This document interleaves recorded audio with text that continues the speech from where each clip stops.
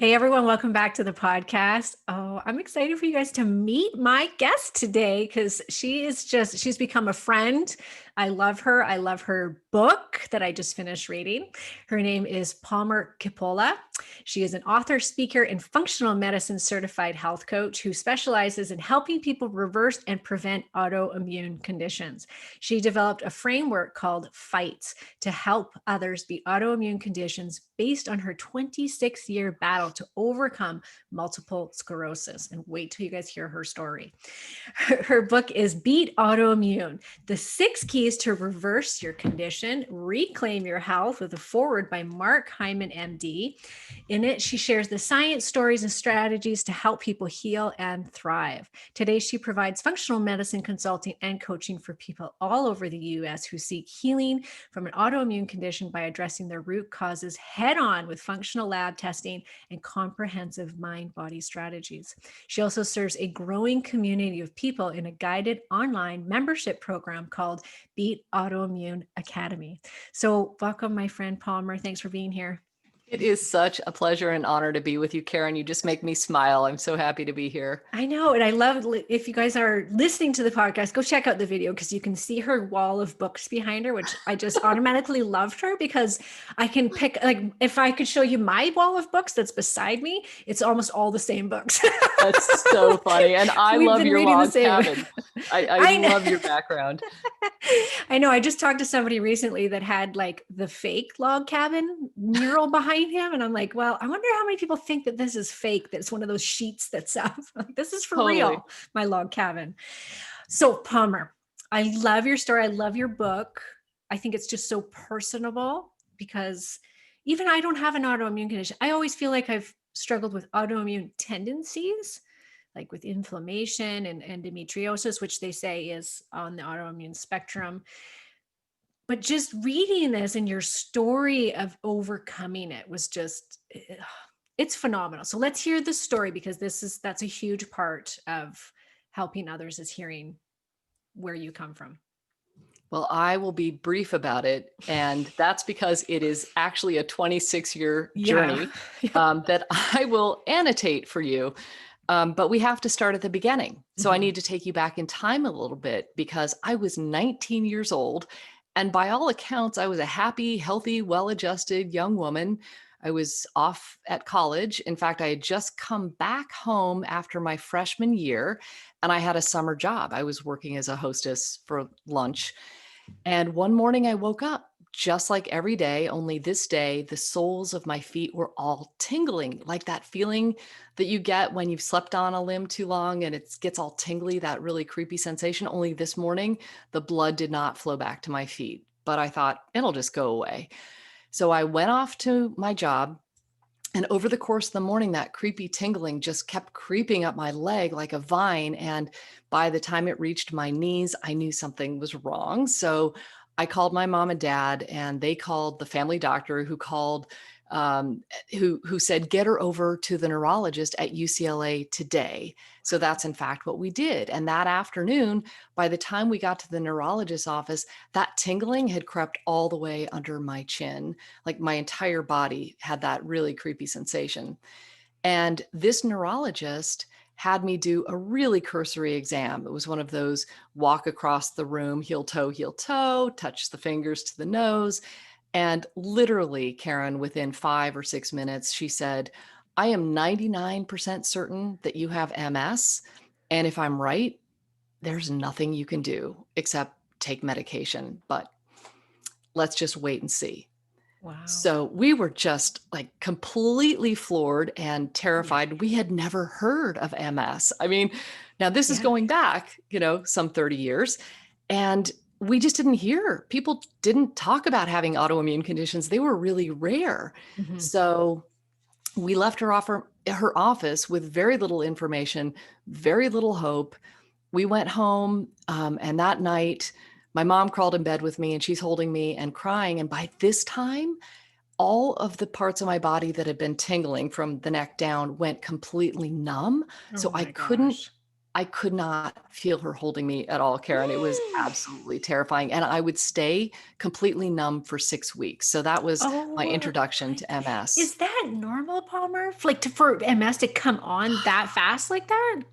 It's so interesting, Karen, because I talk about this with clients all the time. Like, when did you know? When did you feel like you were starting to get sick? And most people have an inkling that something is wrong or something's coming, but mine didn't work that way. It was sort of the Mack truck variety. Yeah. Where one day I'm fine and the next day not so fine.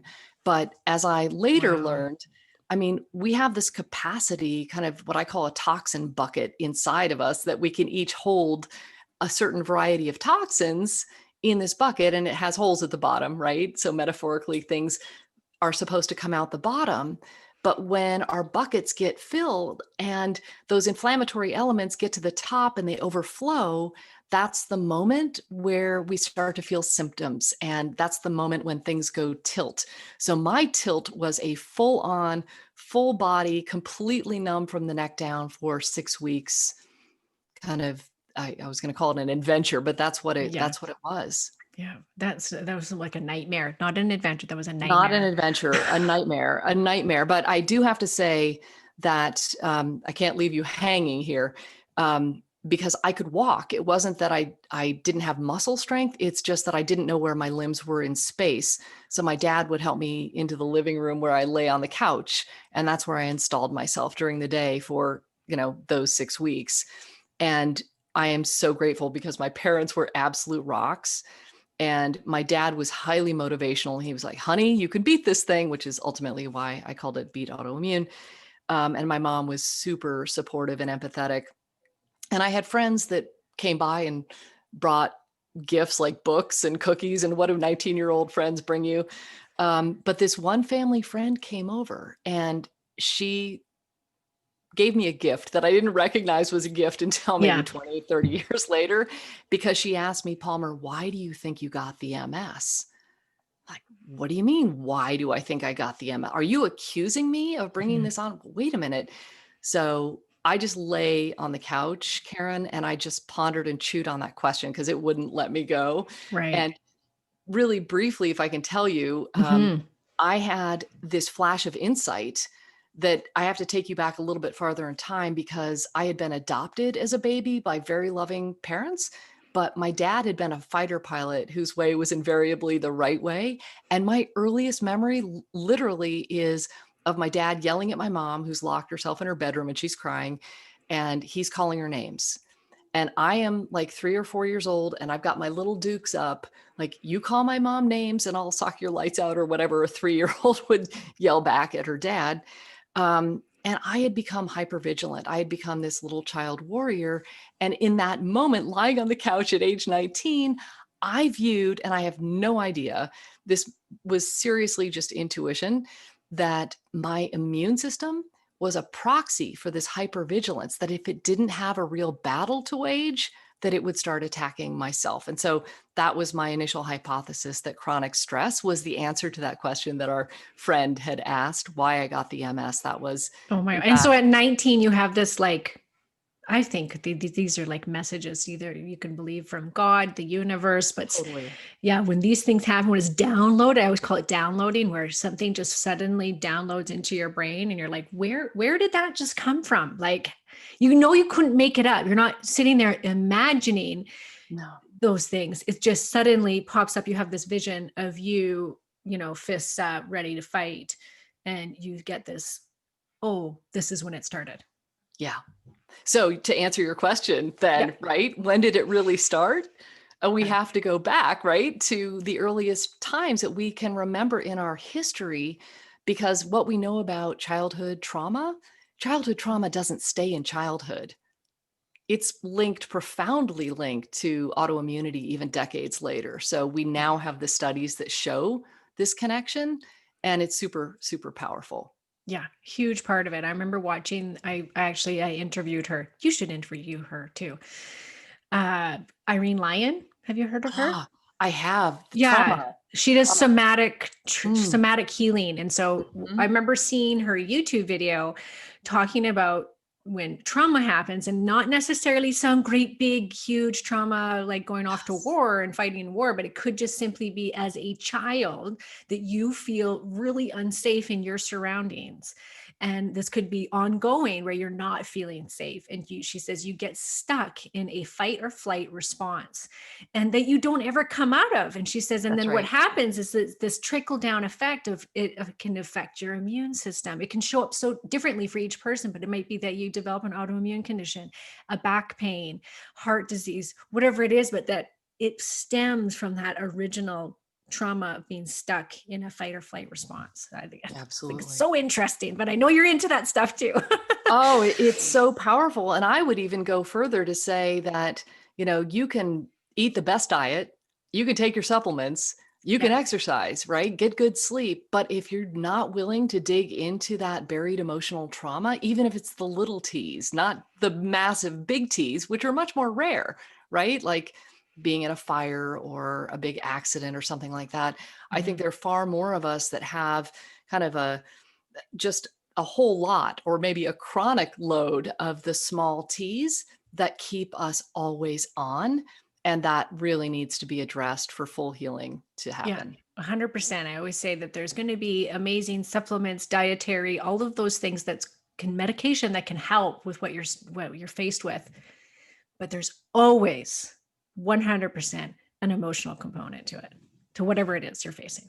Yeah, That's right. has to be dealt with. So during this time, were you seeing other neurologists? Were you going to the medical system to try and get answers? No. So I just stuck with this one neurologist, and we had to wait for me to get what was called an NMR, which was the precursor to the MRI. And NMR stands for nuclear magnetic resonance image, which was a very, very scary name for the test. So that's all I had done from a medical perspective. Mm-hmm. I'm very grateful that I did not. I intuitively did not want to go on medications. That was my only option.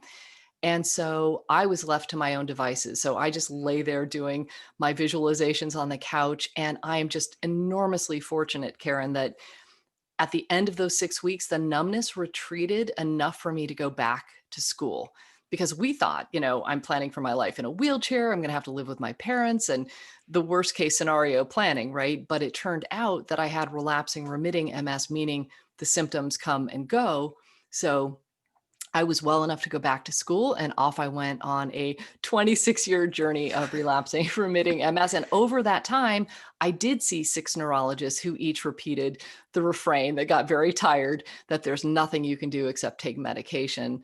And I had my dad on my other shoulder whispering in my ear. Now, this is interesting, right? Because on the one hand, he seems like the bad guy in the story because he was the one that was, the verbal abuse and yelling. But on the other hand, he was the one that was highly motivational. Honey, you can beat this thing.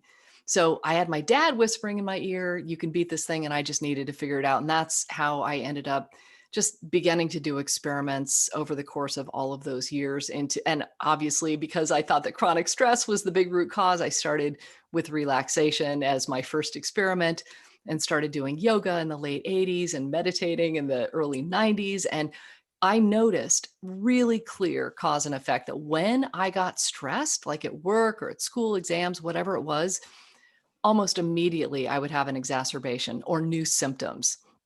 Conversely, when I actually did my breath work or my meditation or my yoga, and I really did it and let everything go on the yoga mat, I was calmer and I noticed fewer symptoms. It was really, really clear. So that was the very best experiment for many, many years.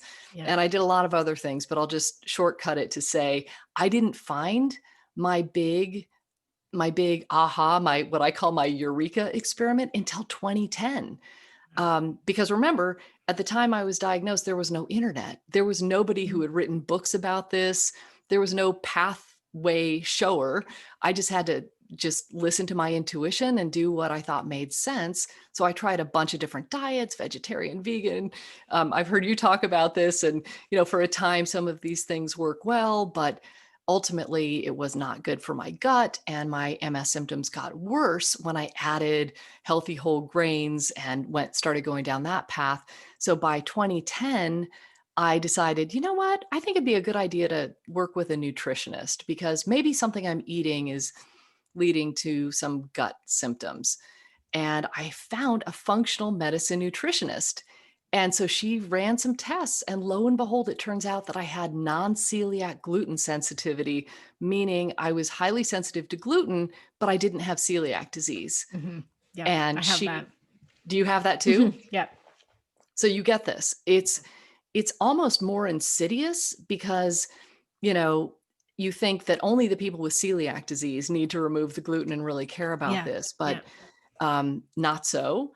And just to put a fine point on the story, after a week of removing the gluten and doing this elimination diet, I stopped having tummy trouble after eating. Now, I had been eating gluten with almost every meal. I had my cereal, my sandwiches, my pasta, pizza, you name it, beer, a steady stream, right? And within a month, Karen, of removing the gluten, I stopped having any and all MS symptoms ever again. My It's insane. last Yeah. that was my last experience of ever having MS in my body.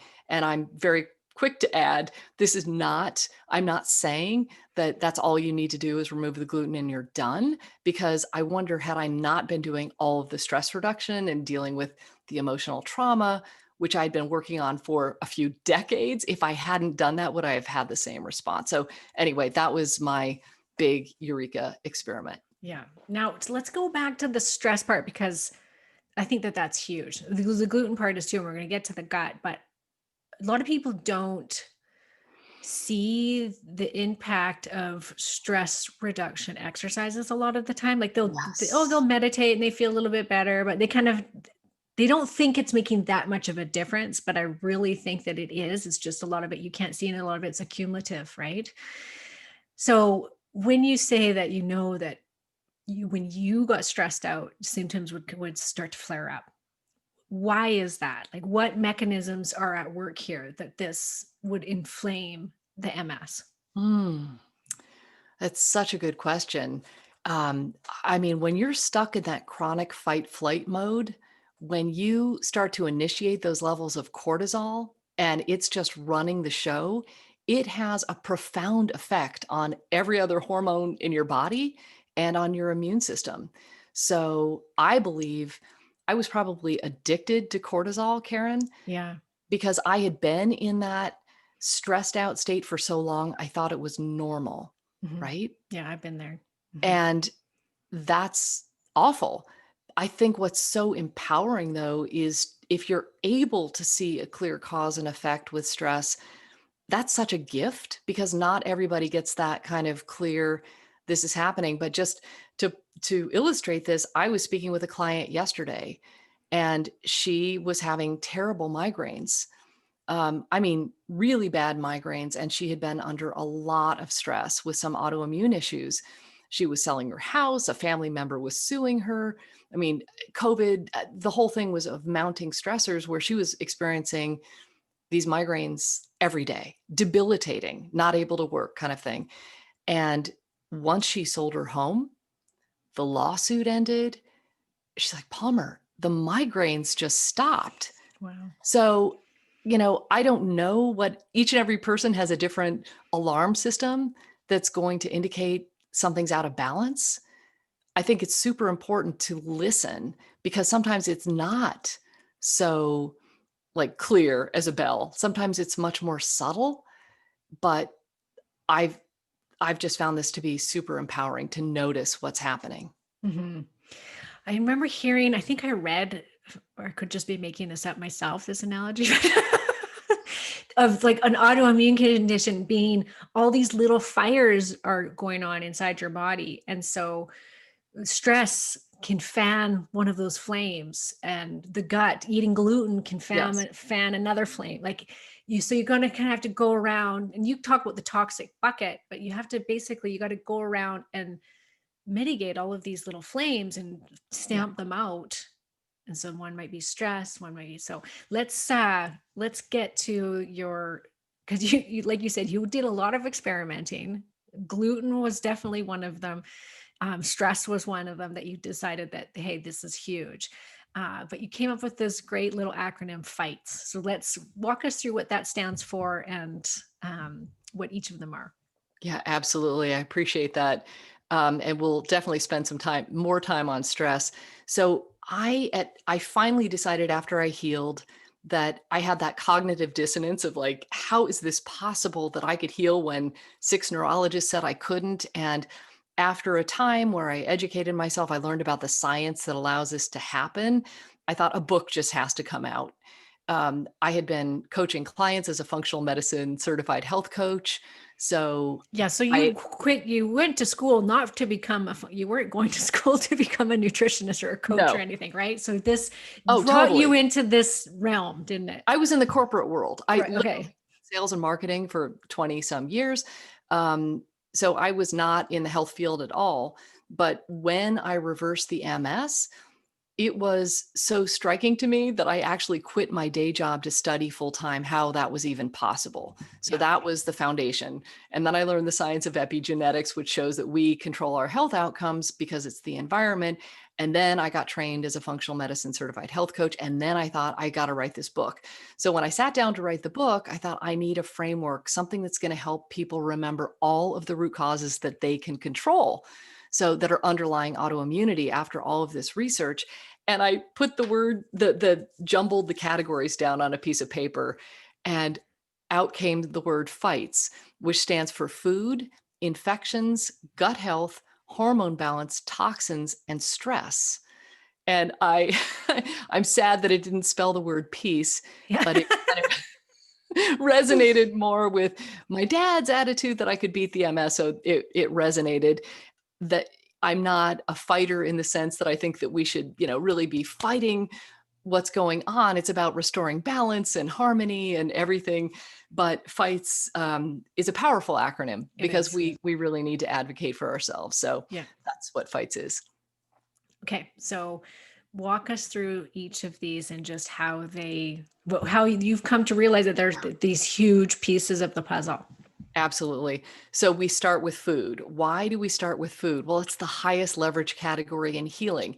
And I had interviewed dozens of autoimmune experts when I started writing the book. And to a person, they told me start with food. And then I was observing that in my own clients again and again, that 60 to 80% of the time, and sometimes up to 100% of the time, if you address your food, you can possibly heal a lot of the Completely, way, if right. not all the way, Yeah. right? Yeah. I see that too. So that's quite common. And so because it's the highest leverage category, when people feel like they have more energy, once they address their foods, they can deal with some of the other categories much more easily. Mhm. And within the food category, the top 3 foods that I see come up again and again are gluten, number 1 by far and away. And there was a study that came out in 2015 from Alessio Fasano, who's now at Harvard Medical School, that shows that gluten creates a leaky gut in anyone who Yeah. eats it. Yeah. Anyone. So you know this. Yeah. So if you have an autoimmune condition and you're still eating gluten, I'm just going to say that becomes a choice because we know that the leaky gut is the beginning of the autoimmune cascade. It sets your immune system off because 75% of your immune system is in the lining of your gut. So you want to do things that aren't going to harm your gut. So gluten, number 1, biggest baddie of all. And I have found, and others corroborate their own insights, that 70% of people who are sensitive to gluten are sensitive to dairy, animal dairy. Do you see that, Karen? Absolutely. Yes. Yeah. So that's a big one. And Yeah.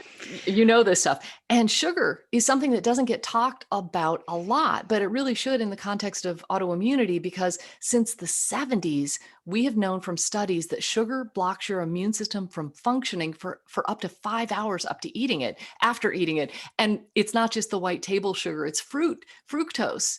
So autoimmunity is an immune system problem. It's not a body part problem, meaning you don't want to be harming your immune system in any way. You want to be unburdening it. And Mhm. so those would be the top 3 foods to consider to remove if you are dealing with autoimmunity. And of course, there's a lot more to go, but that's the simplified version. Yeah. And so do you use the autoimmune paleo protocol much in your practice? Yes. Yeah. So in my book, I call it a 30-day food vacation. I decided to rebrand it because Good for you. elimination Yeah. sounds so negative. Yeah, it does. It really does. Yeah. Right? So I really strongly advocate an autoimmune paleo diet for at least 30 days, maybe Yes. 60, maybe 90, until your symptoms dissipate or disappear. Mhm. And, this can be kind of daunting for people, especially the removing coffee part. And sometimes people have difficulty with eggs and what do I eat for breakfast. But I have to tell you that nothing tastes as good as feeling healthy feels. So you just do this. It's the most empowering experiment that I ever did. So I'm a strong believer in doing this, and watching your symptoms fade away is unlike anything. Mhm. It's a very powerful thing to witness. Like I've worked with a lot of autoimmune patients, and having these, I remember, I'm just thinking of this one woman, for instance, like she came in and she was like head to toe rash. She was overweight. She was super tired all the time. And she lived on a farm, like ranch land. She thought she was doing, healthy things. Mm-hmm. And all the doctors told her that there was nothing they could do. They have no idea what was causing the rash. They had no idea what was all of these problems that she was having. 30 days on an autoimmune protocol, and the woman looked like a different person when I saw her. Wow. Like completely transformed her. She had no more rash. Her head fog was gone. She had lost like 20 pounds. It was crazy. It was so drastic. And I always tell people the same thing, which is it's daunting. So don't even look past the 30 days. Right. Most people can invite foods back in, not all of them, but they can usually invite some of them back in. I had one girl, I said, you're going to take out peppers. So, cause one of them is nightshades that you should be taking out. And she thought, oh, well, I don't have any problems with peppers. I was like, you don't know until 30 days is up. So just do it for 30 days and then reintroduce the foods, and you're going to get a better idea of what was affecting you. She threw up when she ate the peppers for the first time. Threw up. She was like, what? Yeah. Who would have thought, because you don't know. And I always say at the end of 30 days, one of two things is going to happen. Either you're going to like, oh, I feel exactly the same. Nothing's worked. Karen, screwed you. I'm going back to my standard American diet. Or you're going to feel like $1,000,000 and it's going to propel you to keep going. It's usually absolutely. Absolutely. And here's one of the most common mistakes is they feel great at the end of the 30 days, like never better, right? Yeah. That's very common, that you feel much better because the inflammation is down, the gut is healing, all kinds of good things are happening. You feel so good that you're going to get a piece of pizza, or your first meal is going to be a burrito. And here's the deal. It's got gluten, it's got dairy, it's got nightshades, all in one, right? With the beans. And you'll never know. And this has happened again and again in some of the stories that I tell in the book. These women balloon up again. The inflammation just comes back. So don't make that mistake. Do the elimination phase and add things back in slowly so that you can really tell. Because this woman, this client of yours that ate the pepper and threw up, if she had eaten a big pizza with peppers on it, she would not have known that it was the pepper, right? Yeah, exactly. You don't know until you take it out. Whether or not, because you built up like a tolerance to it, even though your body's reacting in all these different ways, it will react 10 times stronger once you've had it out of the system for at least 21 days, preferably 30, and then reintroduce one at a time to see what those things are. Yeah. That's it. Yep. So the next category is gut, and we don't do the infections. Well, we don't do things in the order that F.I.G.H.T.S is spelled. Oh, okay. And there's a reason for that. Okay. And the reason is squarely around, like, the gut naturally follows food and hormones is last, because hormones is downstream from everything else. Yes. So that's why the order is slightly different. But the gut health follows naturally, because the first thing that you do to heal your gut is take out the inflammatory foods. And you're already doing that by addressing your foods, right? So the first step in gut healing is take out the bad stuff. And that's the inflammatory foods. And once you find your food triggers for you, those suspect foods, you got to take them out. Yeah. And then the other stuff to take out are the unnecessary medications. Maybe you take antibiotics at the course, of a common cold because you just reach for that, or you take a sleeping pill every night to sleep. A lot of these medications can create and perpetuate a leaky gut, which again is the pathway to autoimmunity. So first step in gut healing, take the bad stuff out. And I have found and seen again and again, because a lot of my clientele are women over 40, that after 40, we stop having the ability to produce as much stomach acid as we used to. And so we're not breaking down our food and we're not absorbing it properly. So adding stomach acid like HCl can be super, super powerful. Digestive enzymes, especially the lipase, if you're eating fat, which a lot of people are eating a lot of fat with keto and not able to break it down and digest and absorb it. So that's supplementing with enzymes can be very powerful. And then adding additional fiber can be super beneficial for many people who can tolerate it, because I have seen again and again, and when I get these stool test results back and the diversity is so low of the microbiome because we're not eating enough fiber. We're not getting a healthy variety of foods and fiber in particular. I think Americans are getting 5 to 10 grams of fiber per day. And our primal ancestors got 100 grams of Yeah. fiber. So it's like a desert in our microbiomes, and they should be like lush rainforests. So including those prebiotics, which is just fiber that your probiotics eat, is really important, but to ramp up slowly so that you don't build up gas, or, the downside of too much fiber too fast is not a good thing, but it can be super, super beneficial long term to nourishing your microbiome. I just had Dr. Paul Saladino, the carnivore doctor, on my show. And he's got a good case. And it's interesting because I just had a woman who's had psoriasis for years. And she's been seeing me. She's part of my membership group. We've tried it all. I mean, I've had her on the autoimmune protocol, which she says absolutely is the best as far as how she feels, but she still has psoriasis all over her legs. And she really bad weight loss resistance. And it's like, no matter what she does, she can't lose the weight and she still has the psoriasis. So anyways, she just did a partial carnivore, and it's just mostly a high protein, very low veg diet, as part of this group challenge that we just did. And she is the best she's ever felt. Like she's got Wow. she said my psoriasis is almost gone. I've lost 10 pounds in 2 weeks. I'm like, oh my God, well, there you go. It just goes to show some people. And I think like Paul even had psoriasis. That was his thing too, or Wow. eczema or something. No, psoriasis, I think. And he tried all the autoimmune, paleo, everything. And it wasn't till he got rid of the vegetables, because it was the toxins in the vegetables that were causing the outbreak of his psoriasis. So I think there's some, I think majority of people though can get the benefits of the autoimmune paleo without having to eliminate the vegetables. But there are some cases that they need to go a step further, possibly. Well, this is so compelling. I mean, this is where it comes down to there is no one right solution for everybody. And oh, by the way, each person might have different experiences over time, right? Yes. So we're not static. You don't beat an autoimmune condition and you're done. This is, you just keep experimenting with things and do what works for you and go in that direction until it doesn't. And I don't know enough about the carnivore diet. It sounds very compelling because I know people are healing. I wonder long term what that does to the microbiome. I just don't know. I know. And he talks about that in his book. Like he's got some solid research behind that. But I mean, you talk to somebody like Chris Kresser, who's brilliant, and he's like, no way. He's like, you're going to run into problems because you're not feeding the gut bacteria properly.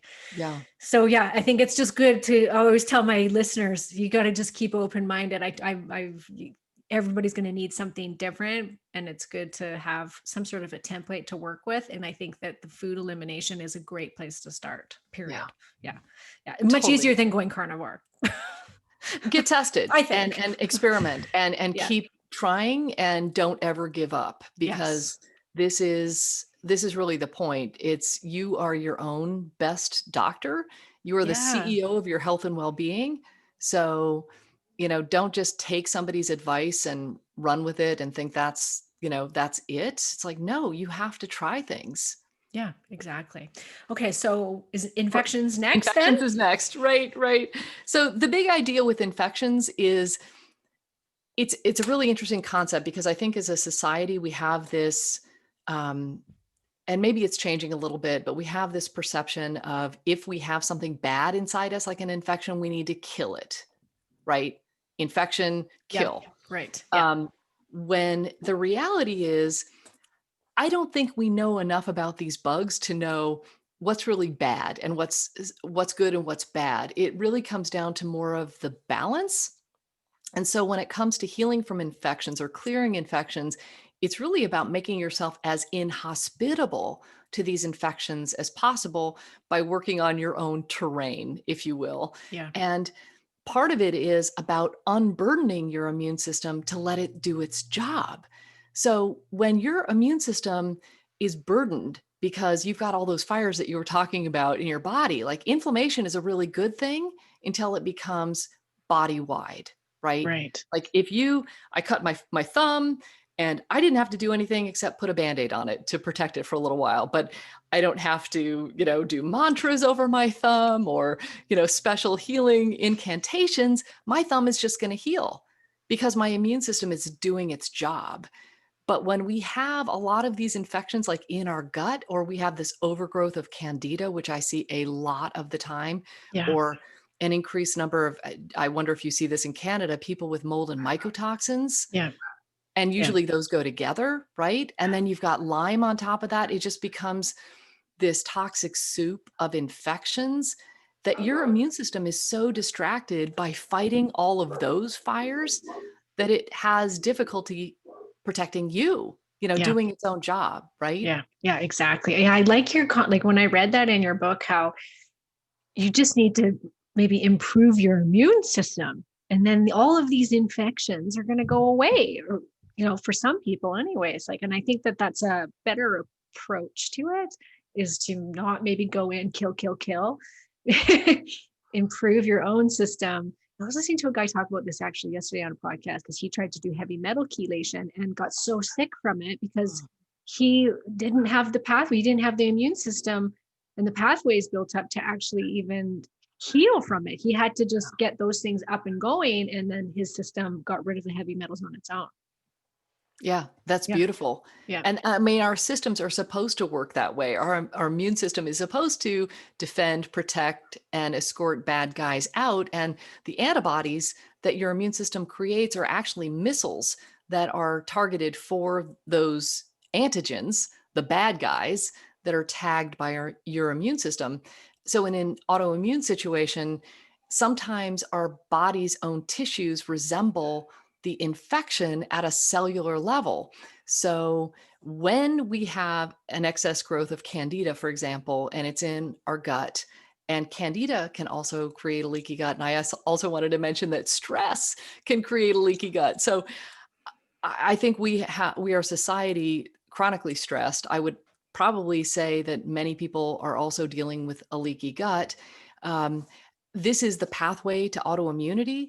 And when your body tags the candida to kill it, and it looks like your thyroid, for example, or the myelin sheath in the case of MS, or your joints in the case of rheumatoid arthritis, this is why we need to deal with those infections and prioritize gut healing. So everything is interconnected, Karen. You can't just Absolutely. Yeah. look at any one category, but with infections, it is multifactorial because there are times when you absolutely want to bring the load down.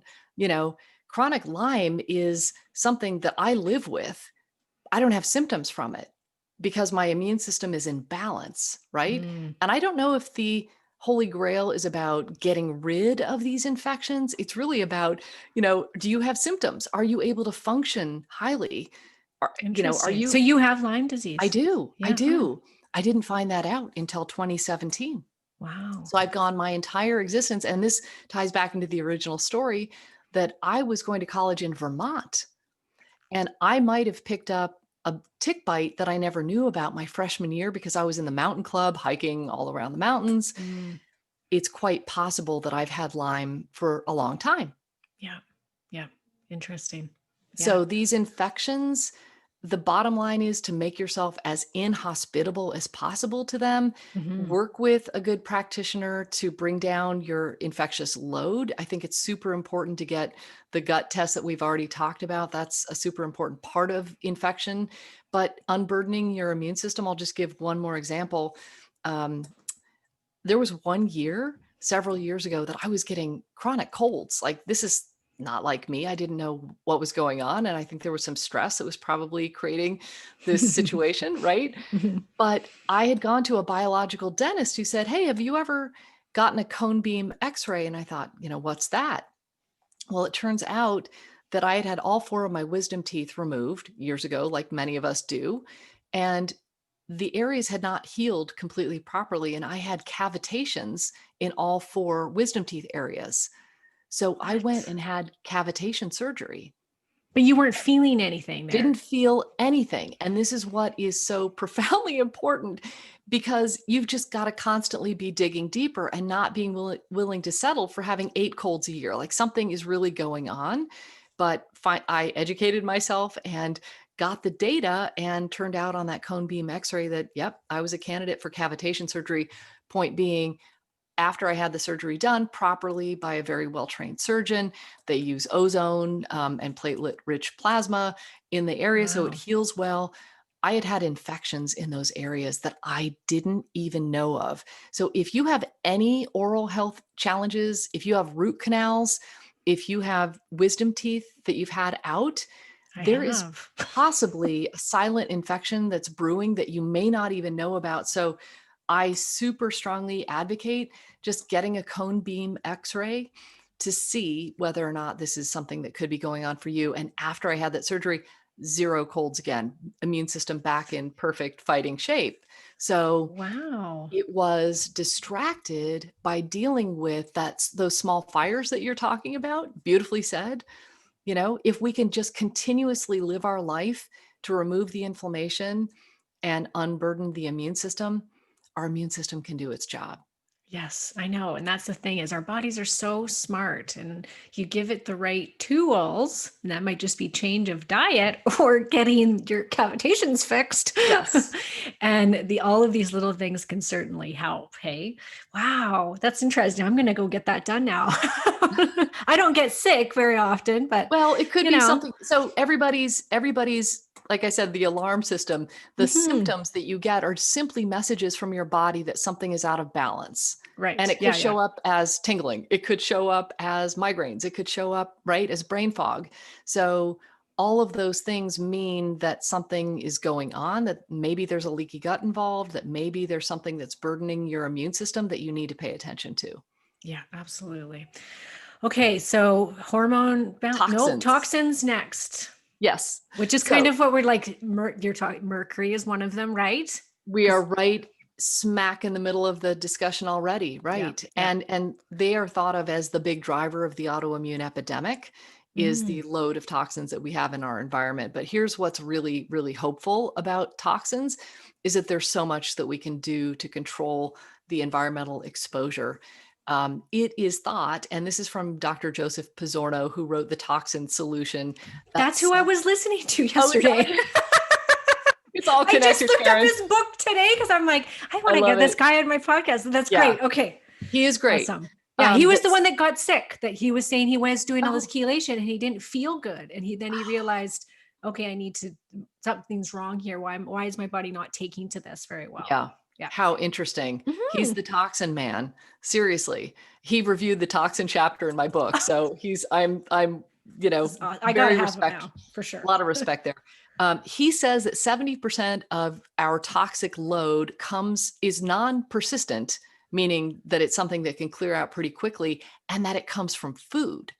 So just by changing what we eat to organic food, biodynamic food, just make sure that it's happy cows that are grazing on, unsprayed grass, that can have a profound difference in our toxic load just by changing the type of food that we eat. Wow, that's Yeah, crazy. Yeah, it I'm is gonna have to crazy. have him on the show because, yeah, and you talk a lot about different different things and how they relate to certain autoimmune conditions, like whether there's infections. And I know like different heavy metals and stuff like that will relate to like hypothyroidism and Hashimoto's and things like that. So Yeah. He does very a really good interesting. job with that too. He's got a great chart and I think a textbook on this that has come out not too long ago. So Yeah, he'll he be really, started one of the largest naturopathic universities, right? Bastyr, that's right. right? He's the Okay, founder of Bastyr. crazy. And here's one thing before I forget it is that especially animal products, because when you're eating meat, the animals actually concentrate the pesticides and herbicides 25 to 50% more than just the vegetables.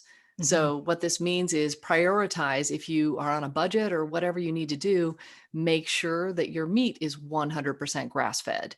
Mhm. And then if you want to sometimes buy organic and sometimes conventional, use the environmental working groups, Clean 15 and Dirty Dozen to decide what you can get away with, Yeah, right? Like yeah. don't ever eat conventionally grown strawberries Mhm. because they're little sponges for toxins, Yeah. right? The pesticides and herbicides, but other things you might be able that have a peel, for example, you might be able to get away with not having organic, right? Yeah, I love that list. I give that to all of my members.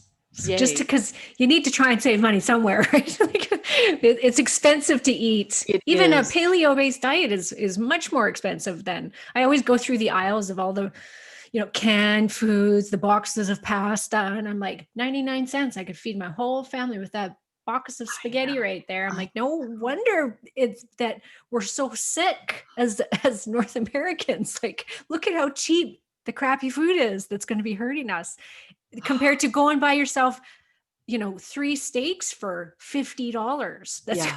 like it's This ridiculous. is this is a whole other topic, Yeah. and this is where you need to get Zach Bush on your show. He's Okay. so good talking about this stuff, and it just weighs really heavily on me that this becomes something that only people with money can really afford to take care of themselves this way. I am a huge advocate in everybody being able to have access to this kind of information. Yeah. And people, I think another way to look at this is making a complete investment in your health and well-being, and it's going to cost some money up front. And that is going to save so much downstream from possible health complications and Oh yeah. medications. And the cost of that, the emotional cost, the physical costs, financial, there are a lot of costs when it comes to the downstream effects of not living this way. Mhm. So I just invite people to maybe reframe Yeah. Yeah. I always things. say you got to prioritize. And sometimes when you have the option and you're giving yourself the option, well, I could buy this 99 cents package of spaghetti or I can go buy this grass fed steak. When you give yourself the option, you always lean towards, well, I'm going to go get for the cheaper stuff. Right. So for myself, for the last 10 years, I've never given myself that option. That's not an option to buy that. I don't do well eating that food. So it's not an option. And so Not an my option. budget is probably a lot larger than other people's, maybe for grocery shopping. But then Yeah. I also don't live in a really expensive house. Instead my, so and so down the road, she's going to go buy herself the $600,000, $700,000 home when I'll go with the $400,000 home in order to save myself There money you every go. month. So that it's like they're prioritizing with like new vehicles or whatever it is. That's where, I have to scrimp and save, not on my food cost. I Yeah. can't. Yeah. Well, It's not an that's option. That's beautiful. I love that you're not giving yourself that option. I don't either. Yeah. And that's probably our most expensive part of our budget is food Food. because it's just non-negotiable. Yes, exactly. But we don't Non-negotiable. go out. And now, especially we're not going out, but it's also an opportunity for people that do have the space for it to grow their own food. Yeah. And this is an exciting time where people are doing more and more of that, the homesteading and so forth. And there's something called I think is it a 4-foot farm where it's actually a DIY, build your own like massive amount of produce at home in a small amount of space. Wow. So, even if you have a windowsill where you can plant sprouts or something to start being more empowered with eating food that is really nourishing for you and the planet is exciting. Yeah, very excited. Yeah. Okay, so let's go on to my favorite one of your fights, which is hormones. Jumping Because straight into hormones. we kind of did talk about stress. So I do, and like, We because did. hormones, like you said, they're the last as far as like the downstream of all of these other things, because all of these other things what we've talked about really affect your hormones. That's And right. so let's dive in because my audience loves hormones. Oh, and you Talk are of you hormones. are the expert here, and you know how interconnected it is. So there are 6 hormonal imbalances that are really implicated in driving autoimmunity, and the biggest one is the easiest to fix, and that is low vitamin D. I don't know if everybody knows that vitamin D is actually a prohormone, but it is, and it's super important to get your levels up and get tested. And everybody has their opinion on best levels and so forth, but I think a therapeutic dose, if you are looking to heal from an autoimmune condition, to get to the 70 to 100, is it nanogram per Mm-hmm. milliliter, how we say it, that is the easiest imbalance to correct. And make sure to take vitamin K2 in MK7 format. I like the best, but along with the vitamin D, so it doesn't get, the calcium doesn't get deposited into your arteries, but it goes into your bones. So that is my favorite. And is that something that you see a lot, Karen? Absolutely. And I love it because it's like a steroid hormone, vitamin D. It's so amazing for the immune system. And unfortunately, people aren't being told to take it with the MK7, vitamin K with it. They're just taking these high doses of vitamin D. And I think you really do have to balance it out. And if possible, I always say, go in the sun. That's it. Don't be That's afraid it. of the Go in the sun sun. if you can. Yeah. And Yeah. that's typical. So I have a SNP in my vitamin D receptor. So I need to take a Mm. lot. I can't get enough from sun, even if I lived on the equator, I think. So, Ah, which is interesting because I grew up in Southern California, and MS is thought to be correlated with people who live in northern climates very far away from the equator. I got sun every single day on the beach and growing up in Southern California, and I still had low vitamin D status. So super wow. important to get tested to make sure that you're Right. getting your levels up, because you could be taking 10,000 per day and still not getting that level up. That is huge in terms of protecting outcomes from COVID, as well as protecting against autoimmunity. So Yeah. that's the easiest. Um, Another thing that I see all the time is people not sleeping well with autoimmune issues. And this is correlated with stress, but I also see really low melatonin levels in people. Mm. And melatonin naturally lowers as we age. But one of the simplest hacks that I know of is to get some morning sun. And this ties into your sun point. Get some morning sun exposure in your eyes without sunglasses, without any glasses on. You want the sun to go into your retina. You don't have to look at the sun like, a lunatic, but you want the sun to penetrate into your eyes, and that helps to reset your circadian rhythm. And that is fantastic for helping you sleep better at night. Hmm. Do you And see that improve your as well? melatonin. Yeah. Yeah. Improve your melatonin. That's the idea. Yeah. And Is even taking melatonin is so good for fighting yes. viruses off. Like if they say it's one of the best things you can do if you think you might get COVID or whatever, is just to take high amounts of melatonin at nighttime, which I thought was so interesting. It is interesting. And I thought for a while, and this is a question maybe for you, but some of these hormones, I thought, if I supplement with this exogenously, am I going to restrict my body from making it myself? And some of it, the answer is no, you can just keep doing this. And one of those I found is It's with melatonin. melatonin. Yep. Yep. So I take There's some that do, some that don't. some that do, some Yeah. some that don't. And Yeah. I found that melatonin is not one that I should be concerned about in terms of taking. And I find a sustained release is really a good option for that. Yeah, yeah, definitely. Yeah. And so, in part of your journey was that you also had been on birth control pill, which I think this goes back to gut too, because birth control, they know can cause leaky gut.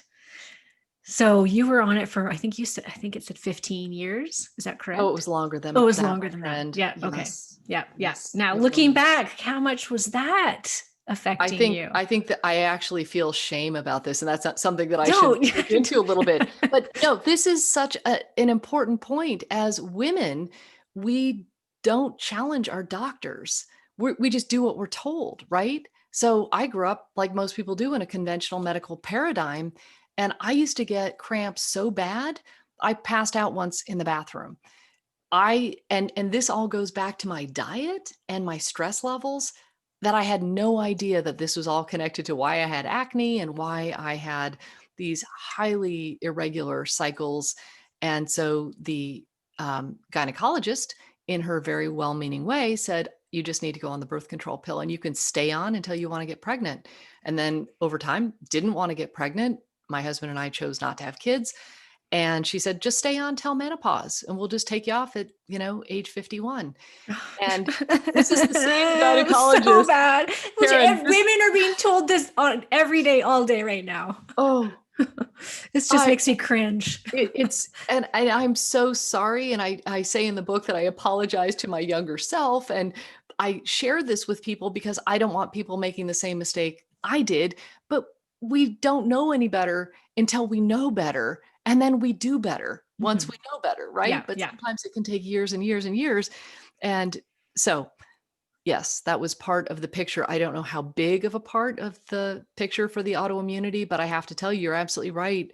The pathway to a leaky gut, it's undeniable. And you found that when you came off of it and your levels of hormones were extremely depleted, whether or not it was from birth control, you don't know, but we do see that happening. We see that it does drive down testosterone levels. It'll drive down estradiol, progesterone, depending on what kind of birth control pill you're on. That yes, it can drive down those levels, but you came off.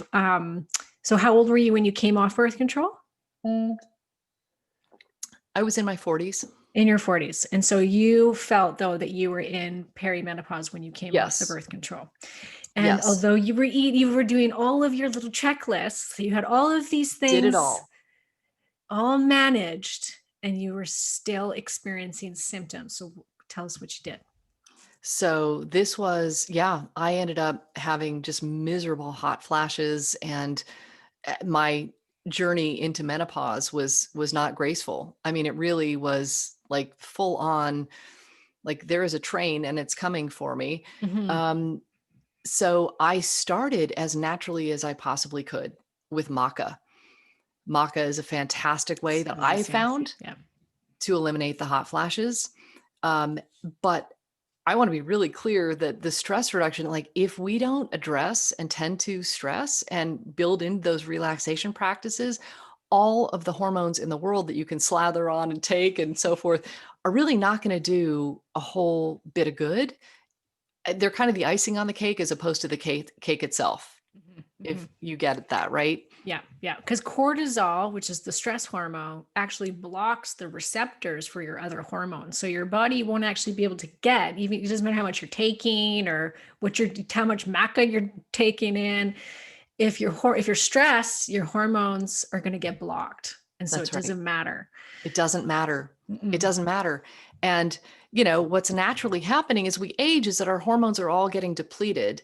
And that's normal to a certain degree, but it doesn't feel good while it's happening. And there are things that we can do. And I found that my estrogen was rising and my progesterone was going down. So I started working with I love this. She's a naturopathic OBGYN. How cool is that to have a holistic OBGYN that's really well trained in the fine art of bioidentical hormones? So that's the direction that I went in. And I am so grateful that I did. So I take the bioidentically, I can't even say it, bioidentical to my body. Yeah. And it just replenishes the level enough. I'm not going for crazy levels, but I think that women in particular would be served well to be in the upper range of normal, as opposed to just slogging along the bottom and being depleted. I mean, my levels at one point in my 40s were undetectable levels of testosterone. My progesterone was undetectable. I mean, one can't function as well as you'd like if you don't have your hormones working for you. Mm-hmm. So that was So a big part of your healing journey, which I just like to talk about because I love to talk about hormones. And I know that some absolutely. women, they can go through perimenopause. Say, I just talked to a woman the other day. She's like, I'm 52. I still have my period. I've never had a hot flash. I think I got a little hot once, she said. I'm like, oh my gosh, like 42 years old. And I was having hot flashes and night sweats and Yeah. weight gain. And it's like, no, thank you. Yeah. Some of It's us so just need funny. some a helping hand, right? That's right. That's right. Some of us do. And this is a cautionary tale because, I mean, listen to my story as, if you're in your 30s now, this is your opportunity to really examine how you're living your life. What are you doing that's Yeah. possibly harming yourself Yeah. and that's causing your hormones to be out of balance? And what are your stress levels? And get a salivary cortisol panel to see what your Yes. stress, right? To see what Yeah. your cortisol is doing. And I think sometimes people need the data to They see do. that, Yeah. you need an intervention. And it's got to start, like, people talk about stress reduction in kind of it'll be nice to do, right? But it turns out that from a healing perspective, if you really want to beat and reverse autoimmunity, it has to be front and center. Yes. It's not negotiable to Right. have a practice like meditating. 20 minutes every day, something that you will do. And Karen, one thing that I find, and maybe you do too, is that some people have difficulty just sitting, because they're always going and the mind is racing. And of course, all of our minds race. And, it's a practice that we just sit and watch our thoughts. But for those people that really can't, I find that oxytocin boosting exercises can be really beneficial, because petting your dog or doing something beneficial like taking a bath, or maybe a yoga nidra, some sort of really relaxing practice, can boost your oxytocin, and that helps to lower your cortisol. So that can be something that's very soothing. Doesn't sex raise oxytocin? It does. Yeah. Yeah. There's a long list. Yeah. Even in like, what was it? Hanging out with girlfriends, community raises progesterone levels in women. Wow, There you go. I that's know. cool. And I would think that would also lower cortisol because you're Yes, happy, you're in community, and there's such a big part of that, right? that is so right. So interesting. So you guys, her book obviously goes into so much more detail about everything that we've talked about here today. There was things that, I mean, I have a long list of more questions for you, but we're running out of time. I've got another thing to do right after this. So um, I love it. I love your take on it. I love your story because it's like, oh, what an amazing journey you've had. And thank God you had it, because you wouldn't be here with me today That's if you right. hadn't. So That's I'm right. really happy that it all Thank you. happened. It's all happened for a reason, right? Now you're helping so many other people. So tell us about what you have going on. Your membership group sounds incredible. So let's talk about that. And then you have a free gift for the audience. Thank you. So I started Beat Autoimmune Academy because enough people who read my book said, I want help implementing it. I tried to simplify things with fights, And you do but good. You did very well with that, thank like you. trying to Thank simplify it. you. Yeah. Simple doesn't necessarily mean easy. So Mhm. what I do is I take people on a journey with this clear healing journey roadmap through all the chapters, and we do it together in a Facebook group. And that's at beatautoimmuneacademy.com. And I also do functional medicine consulting in collaboration with a naturopath, which is fantastic because we help people get the data. And that's something that's harder to do on your own, is to work with somebody. You want to work with somebody who's really expert at evaluating lab results and making really good decisions and prioritizing your treatment plan. So that's another option for people. And people can go to my website, palmerkippola.com, and get information on that. And for people who, the question that I get most often is, what do I eat to heal an autoimmune condition? And I've created an optimal food guide. So if you go to palmerkippola.com/gift, you will find the link to download an optimal food guide, because as we talked about earlier, your foods might be slightly different than mine, but you've got to do the experiment. And in that ebook, I really walk you through how to do that 30-day food vacation. Mhm. That's a mini version of the Beat Autoimmune. And of course, that is on Amazon right now. The Kindle version is $2.99. So Oh, I so like the cheap. fact Yeah. that it's easy for people to access. Yeah. Amazing. Well, thank you so much for coming on the show. Oh, And I'm going to have you on again because, like I said, I could just keep talking to you all day. we just synergize, Karen. We I do. love talking with you. You're fantastic as an interviewer, and I'm just so delighted to be with you. Well, thank you so much for coming on the show today. Yay. Thanks.